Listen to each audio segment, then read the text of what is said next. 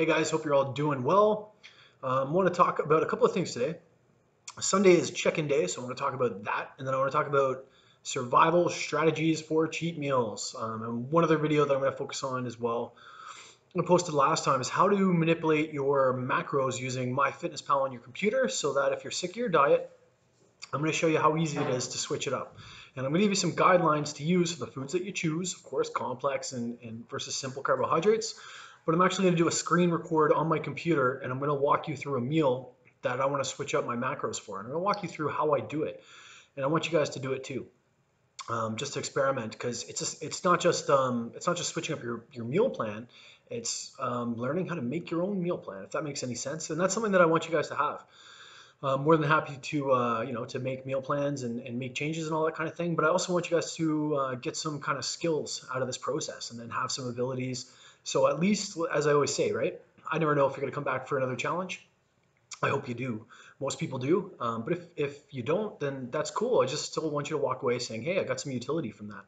So I want to make sure I do that for you tomorrow. But I want to talk about two things today in preparation for Sunday, because I already noticed somebody had sent me their stats early on, so which is cool. I just want to make sure that I have all the information up well in advance for you guys. So I'm gonna, as I said, there's 3 steps to completing your check-in, and those are going to be three pictures that you're going to upload in your application underneath the progress tab, and you don't have to have them timestamped this time. There's just 3 regular pictures, one of course from the front, from the side, and from the back. And if you go underneath the app, it's gonna, and you click under progress, you're gonna see those 3 check-ins. You should have your initial 3 check-ins already there, your initial 3 pictures rather, already there. And then you can submit another 3 pictures in the same poses and just relaxed. So hands at the side while standing from the side, and then hands at the side while standing at the back. So that's step number 1. Step number 2 is going to be to fill out the survey that I'm going to attach to this as well. And also on Saturday night, I'm also going to put up another post just as a reminder of how to do this. But it's important that I kind of, the more times we're hit with information, the more we absorb. So I just wanted to make sure that I did this early and got this out of the way, so you guys have a clear understanding. And in case somebody wants to check in early, that's cool too. So step number 1, update your pictures in the app under the progress tab. Step number 2, fill out the survey that is going to be attached to this. And once again, check-in day is typically Sunday, but if you want to do it early tomorrow, I want to make sure that you have the means to do that. So change your pictures in the app, upload them. Number 2 is do the survey, which is below. And then number 3 is going to be to fill out your measurement sheet that I attached to here, and then send that to me. And I always like to see an email just so I know for sure that you're done your check-in. Send me an email saying, Matt, check-in is complete. And that way I know. There's also a little reminder in the survey of all the steps too. So make sure you complete that. And then of course, Sunday, I recommend you guys use as your cheat meal day. And cheat meal day is exactly that. It's a cheat meal, right? I don't aside guidelines for that. You know, a lot of people will say, here's what I kind of recommend. I recommend keeping it around 1,000 calories. However, if you go over 1,000 calories, just remember, if you do the crime, you got to do the time. So I'd add a little bit of, sorry, that's the dog probably doing something insane. I would add a little bit of cardio the day after. Now, we talked about yesterday cheat meals, right? So this is a 6-week process where you stick to the diet plan. You go out, you crush workouts. It's pretty intense 6 weeks.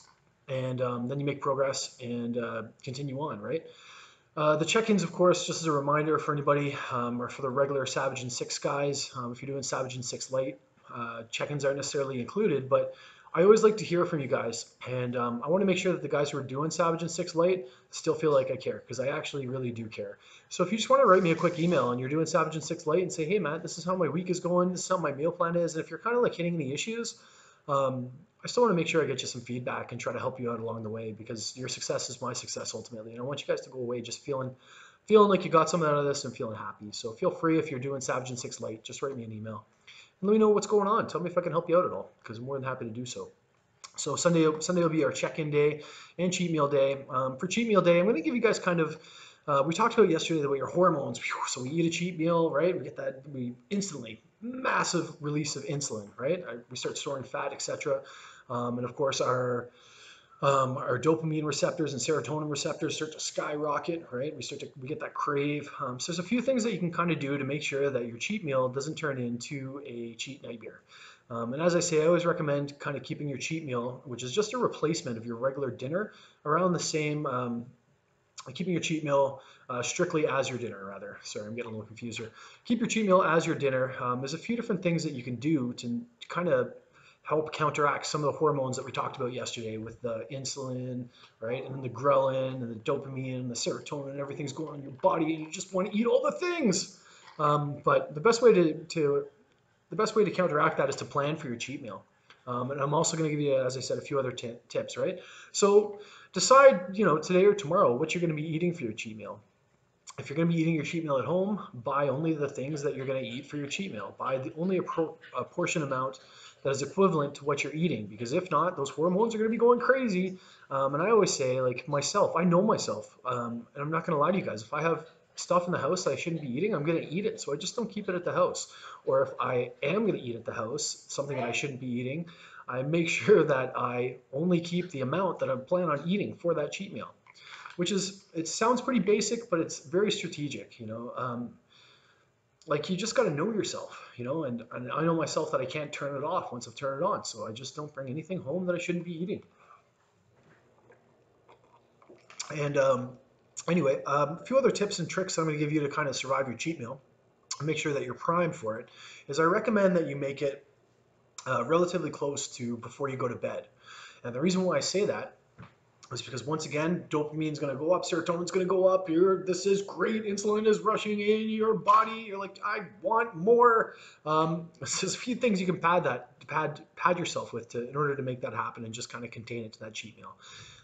And those things are, I recommend having it relatively close to the time before you go to bed. Now, granted, people say, don't eat crap before you go to bed. However, you guys have worked hard all week. You've followed your diet all week. And I think that having it before you go to bed is the best way to prevent you from continuing. And the reason for that is if you have it close to the time that you go to sleep, sorry, I'm just clearing a pop-up that came up. You're going to be less prone to continue because you're going to be asleep. And then by the time you wake up, things have kind of self-regulated a little bit more. That dopamine, that serotonin, the ghrelin, everything is kind of leveled out. So you're not going to have those urges to continue that into a cheat day, into a cheat week, into a cheat nightmare. So I recommend having it close to bed. I know this sounds crazy. I have another couple of recommendations to try to keep your portion size down. Number one is have a pre-cheat meal. And that might sound insane, and maybe it is, but it actually makes a lot of sense. A little bit of a meal, which is going to contain some lean protein and some vegetables. If you want to break up one of your other meals and just have kind of a half meal before you have your cheat meal, fill yourself up with lots of fiber and lots of protein beforehand. And that's going to prevent you from overeating, over consuming, right? I'm not saying have a huge meal. I'm the kind of guy that I can pre-eat because I consume a fair amount of calories. But if you have a little pre-meal, it's also going to, and I would recommend, it takes about 15 minutes before your body realizes that you're full. So that's kind of going to give you the right state. You're not going to be ravenous hungry as you're moving into your cheat meal. You have a little pre-cheat meal, and you're going to feel full by the time you're going to your cheat meal, or not full, but you're not going to be as hungry. So you've already kind of primed your body to eat. You've already regulated that response by putting a little bit of fiber in there, nice healthy fiber to help fill you up, and some lean protein to make you feel a little bit fuller, and then you can go ahead and have your cheat meal. And I know that sounds crazy, but it really works. Another thing that I recommend doing on top of having your meal is having a big glass of water about 15 minutes before your cheat meal. And then immediately post your cheat meal, I recommend having another big glass of water or another 2 big glasses of water. And that's just to fill you up. Your body's going to hold on to carbohydrates. For every gram of carbohydrates you consume, your body actually holds 3 grams of water. So you are going to wake up the next morning. It's very likely that you're going to be heavier, but just remember that about 3/4 of that weight that you're going to gain is actually going to be water weight, and it's going to be sodium as well, because sodium forces your body to retain water. So don't beat yourself up the next day. Just plan for it. Make sure you know what you're going to eat. Have it relatively close to bed for your cheat meal. Drink water. Make sure you get your water in that day as well.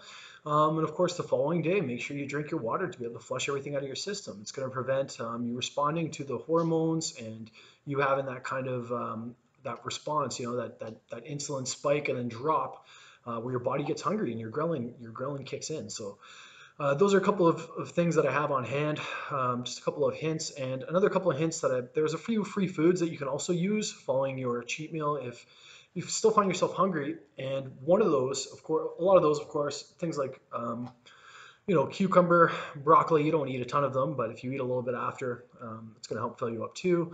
Not only that, but sugar-free Jello. Now, sugar-free Jello has preservatives in it. It doesn't have sugar, and it obviously has it has artificial flavorings. So, but it's also going to help you kind of curb that sweet tooth a little bit as well. So at least you do have something sweet. BCAAs as well, done into either like lollipops or done into a slushy, also kind of helps satiate that urge, and it also gives you some beneficial nutrients. So I'm going to keep this one short for tonight. I hope everybody's having an awesome night. I'm going to try to edit a little movie of my workout today and post that here too. And I'm going to be setting up a Zoom call for tomorrow. I'm going to post the date tonight, the time, the time that I'm going to do it tonight, and then we can, if you guys want to join me and you want to ask some questions, you want to hang out for a little bit, we can chat tomorrow. It'll be a good time.